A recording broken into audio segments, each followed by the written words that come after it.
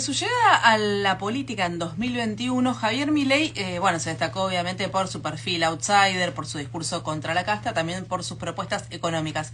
Y la coalición La Libertad Avanza se puede englobar, digamos, en lo que se llaman las nuevas derechas. De hecho, tiene muchas conexiones con la ultraderecha en todo el mundo. No sé si se acuerdan cuando hablamos sobre Victoria Villarroel, su vicepresidenta, sí. Hablamos un poquito de esas conexiones, sobre todo que ella tejió o ayudó a tejer.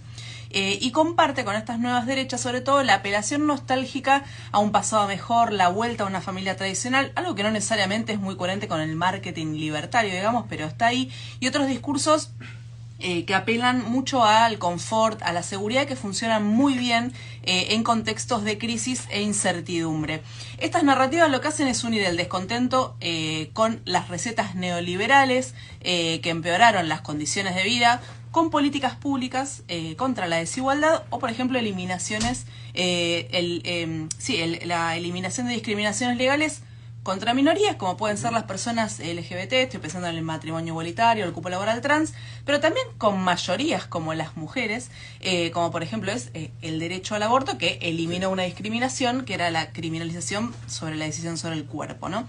Las nuevas derechas lo que hacen de una forma muy inteligente es unir cosas que los discursos, por ejemplo, como el feminismo neoliberal, una idea también de Nancy Fraser, una filósofa que mencionamos mucho en este programa, o institucional, separan, ¿no? Por ejemplo, la economía y la opresión de género, la economía y los derechos económicos, ¿no? Construyen un relato en el que esas cosas parece que no tienen nada que ver. Las nuevas derechas lo unen de forma en su crítica. No quiere decir que tengan razón. Un poco acordándome del artículo de Martín Rodríguez, Milei no tiene razón en sus postulados reaccionarios, pero sus votantes sí tienen razones para estar descontentos con eso. Y muchos gobiernos, por ejemplo, el de Alberto Fernández, que acaba de terminar, usaron esos discursos feministas neoliberales para legitimar, por ejemplo, programas de ajustes. Entonces, partidos como La Libertad Avanza aprovechan y dicen cosas como el feminismo es la casta, mira este ministerio que está gastando un montón de plata y no hace nada por vos, encima van en contra de tu familia, son un lobby que nos oprime. Todo esto también, todas estas ideas que están revoloteando por ahí, están, bueno, algunas están en el libro que coordinó Población, pero otros están en el libro La Reacción, que me prestaste vos, que me prestó Fernando, que es uruguayo. Te lo presté por un PDF enviado por... Obvio, todo prestado, viste, prestado, de esa manera, son los tiempos que corren, viste, esto es así. Que justamente explica este libro, La Reacción, cómo se combinan esos discursos y cómo se arman estos relatos que encajan muy bien, sobre todo en una sociedad que está muy descontenta, atravesada por un montón de problemas. En este combo, la moral y la religión ocupan un lugar recontra importante, sobre todo porque es un refugio al que acuden muchas personas, sobre todo en estos momentos también de inseguridad, incertidumbre, exacto.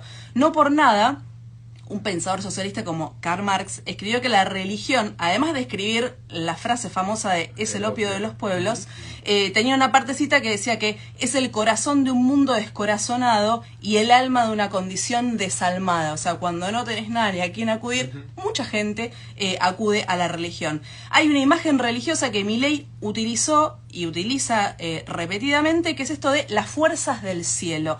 Las fuerzas del cielo aparecieron por primera vez, unas primeras apariciones fueron en la campaña de 2021, elecciones legislativas, y pertenece a una cita del Antiguo Testamento, del libro de los Macabeos. Él los dice todo el tiempo, capítulo 3, versículo 19. La cita es: en una batalla la victoria no depende del número de soldados, sino de las fuerzas del cielo. De hecho, su militancia se autodenomina así, y leí una entrevista a un chico, es un militante de La Libertad Avanza, que dice, nosotros somos, dice, viste como la cámpora en el kirchnerismo, dice, bueno, nosotros somos las fuerzas del cielo de La Libertad Avanza. Habla este libro de los Macabeos de una revuelta del movimiento judío de liberación contra el ejército de invasores griegos en el año 166 a.C. En su discurso de Asunción, Milei repitió esa imagen y habló textual del triunfo de los débiles por sobre los poderosos, de los pocos por sobre los muchos y de la luz sobre la oscuridad. Y el último momento fue durante el anuncio de la megadevaluación y el ajuste que hizo su ministro de Economía, Luis Caputo. Milei eligió estar en ese momento en una celebración del Hanukkah, una celebración de la comunidad judía, y ahí insistió con la imagen. Dijo La luz se impone sobre la oscuridad y después de tantos años de oscuridad y ocultismo va a salir la luz y eso va a ser una revolución moral porque lo vamos a hacer desde los valores. Todo esto al mismo momento que se estaba anunciando una devaluación, quita de subsidios, todo lo que conocemos.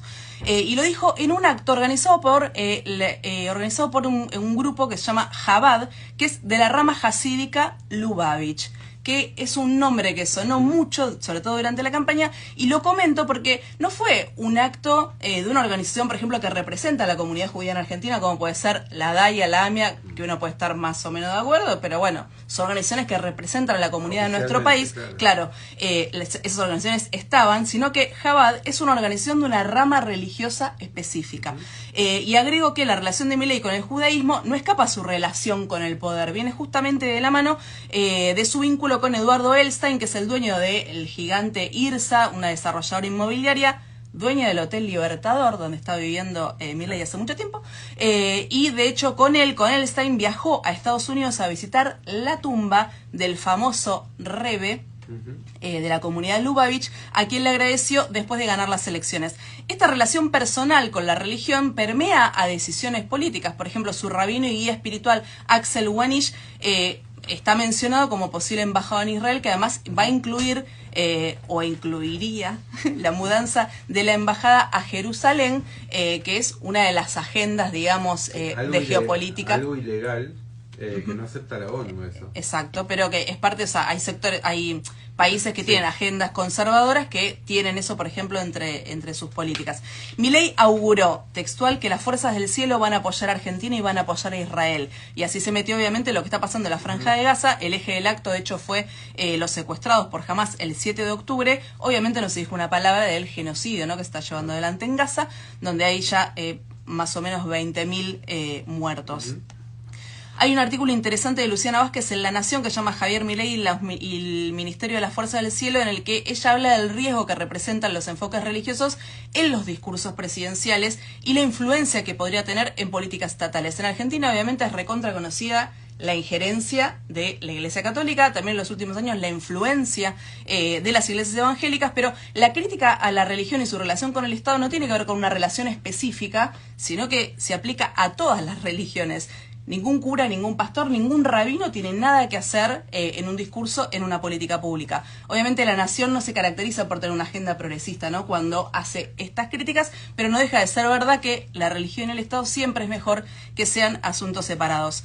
Termino con una cita que no es religiosa, no tiene nada que ver con los macabeos, pero me la hizo acordar justamente Milei cuando habló del triunfo de los pocos sobre los muchos, que, dicho sea de paso, en un contexto como el argentino, diciembre de 2023, no augura nada bueno para los muchos.